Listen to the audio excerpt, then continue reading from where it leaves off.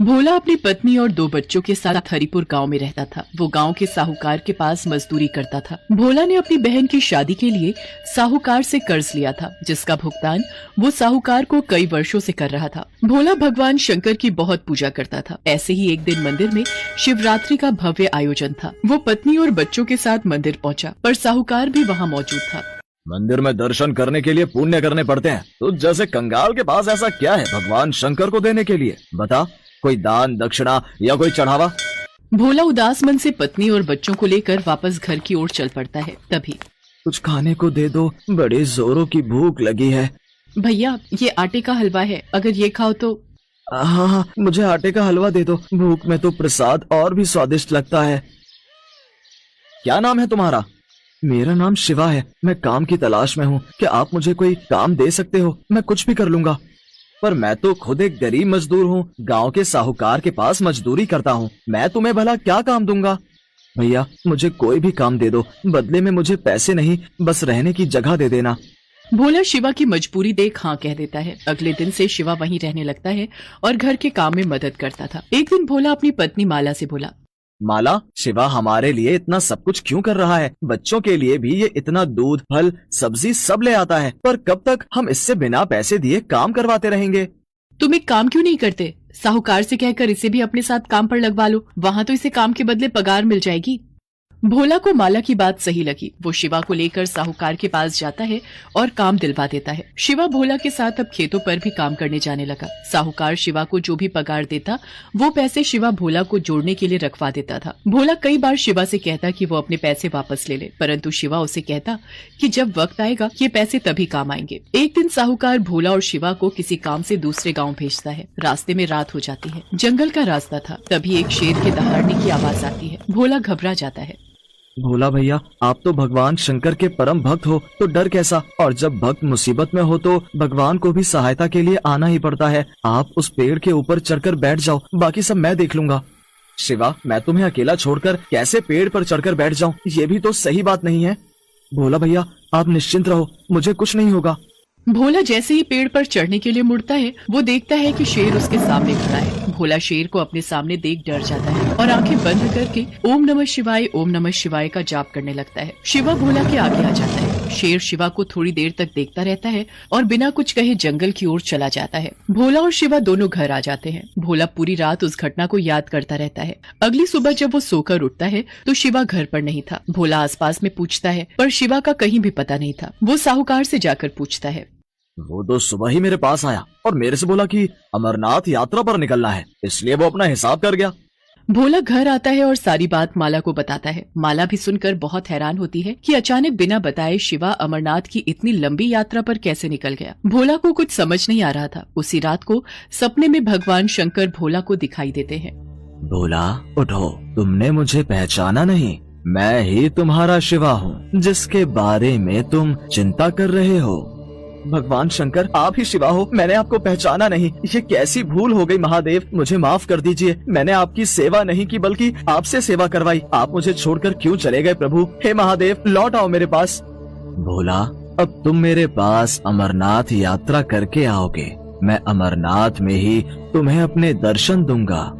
इतना कहकर भगवान भोलेनाथ अंतर्ध्यान हो गए। अगले दिन भोला ने सारी बात माला को बताई, पर भोला इसी चिंता में था कि अमरनाथ की यात्रा के लिए उसके पास पैसे कहाँ से आएंगे। तभी माला उससे बोली, सुनो, आपको याद है ना, शिवा हमारे पास पैसे जोड़ता था। इसका मतलब महादेव ने स्वयं हमारी अमरनाथ यात्रा की व्यवस्था कर दी। आपकी जय हो बाबा बर्फानी।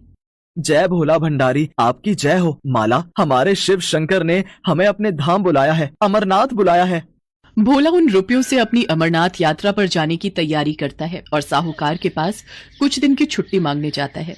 छुट्टी तो तू ले ले, वो तो तेरे पैसे मैं उतने दिन के काट ही लूंगा। पर ये बता, तू अमरनाथ की यात्रा के बारे में जानता भी है? पता है कितनी दूर है अमरनाथ धाम? पैसा, कपड़ा, खाना पीना, पूरे परिवार के साथ तू कैसे अमरनाथ की यात्रा कर पाएगा? बहुत कुछ देखना पड़ता है। वहाँ पर पूरा पंजीकरण होता है। पूरी तरह से स्वस्थ मनुष्य ही अमरनाथ की यात्रा कर सकता है, नहीं तो रास्ते में ही रोक देते हैं। और तू ठहरा एक गरीब कमजोर, 2-2 दिन तो तू रोटी नहीं खाता। रास्ते में ही गिरकर बेहोश हो गया तो वापस भेज देंगे। देख, मैं भी अमरनाथ जा रहा हूँ अपने परिवार के साथ। देख लियो, मैं अमरनाथ की पूरी यात्रा करके वापस आऊंगा।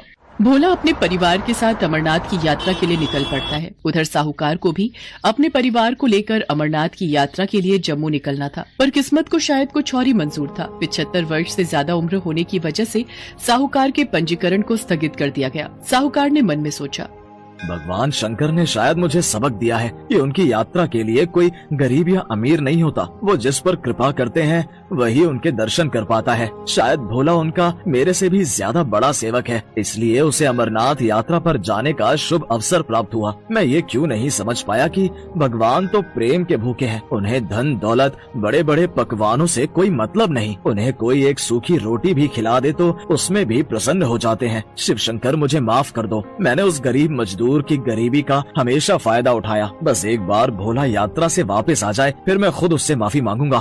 भोला माला और बच्चों के साथ पहलगाम पहुंचता है। वहां से वो पैदल ही यात्रा शुरू करता है। जय बम भोले का जाप करता हुआ वो आगे बढ़ता रहता है। चलते चलते बच्चों को भूख लगती है। रुको तुम लोग, यहाँ इस पत्थर पर बैठो, मैं किसी से पूछता हूँ। सुनिए भैया जी, यहाँ खाने के लिए कोई सुविधा मिल जाएगी? अरे भाई, ये अमरनाथ श्रद्धालुओं के लिए लंगर कमेटियाँ जी जान से पलखें बिछाकर उनका सत्कार करती हैं। खाने पीने से लेकर सोने तक की सुविधा उपलब्ध करवाई जाती है अमरनाथ यात्रा के लिए। आओ, मैं तुम्हें वहाँ का रास्ता बताता हूँ। भोला ने अपनी यात्रा को भगवान भोलेनाथ के भरोसे शुरू किया था और उसे पता था कि वही उसकी ये यात्रा पूरी करवाएंगे। व्यक्ति भोला को लेकर जब लंगर कमेटी के पास पहुंचता है, भोला ने देखा अमरनाथ यात्रा में लोग जगह जगह खाने पीने और सोने की सुख सुविधाएं दे रहे हैं। अमीर भक्त इस कार्य में दान दक्षिणा देकर अपना योगदान देते हैं। सुबह के समय लंगर कमेटियां श्रद्धालुओं की भूख और प्यास को बुझाती हैं और रात होते ही लंगर स्थल धर्मशाला में तब्दील हो जाते हैं। श्रद्धालुओं को बिस्तर और सर्दी से बचने के लिए बुखारी भी मुहैया करवाई जाती है। अमरनाथ यात्रा के लिए उन्हें 5 पड़ाव पार करने थे। पहला पड़ाव पहलगाम उन्होंने पार कर लिया था। बापू, अभी हमें कितनी और यात्रा करनी है? अभी कितनी दूर है अमरनाथ की गुफा? नमन, पहला पड़ाव पहलगाम में अभी हम हैं। अभी हमें चंदनबाड़ी, शेषनाग, पंचतरणी पार करना है। उसके बाद 5वां पड़ाव अमरनाथ की गुफा है, जहां बाबा बर्फानी भोलेनाथ के शिवलिंग के दर्शन होंगे। मतलब अमरनाथ की यात्रा के रास्ते में 5 पड़ाव आते हैं? आज आया बिटिया, पर भोले बाबा का नाम लेते जाओ तो ये रास्ता आराम से कट जाता है और ये 5 पड़ाव भी पार हो जाता है। रास्ते भर अलग अलग पड़ावों पर रुकते हुए आखिर भोला और उसका परिवार अमरनाथ की गुफा पर पहुंचता है। पूरा परिवार इतने सुंदर दृश्य को देखकर खुशी से झूम उठता है। तुम्हें पता है माला, अमरनाथ को तीर्थों का तीर्थ कहा जाता है क्योंकि यहीं पर भगवान शिव ने माँ पार्वती को अमरत्व का रहस्य बताया था। बापू, वो देखो कबूतर। तुम्हें पता है छाया, ये कबूतर का जोड़ा बहुत ही किस्मत वालों को दिखाई देता है, जैसे तुमने देखा।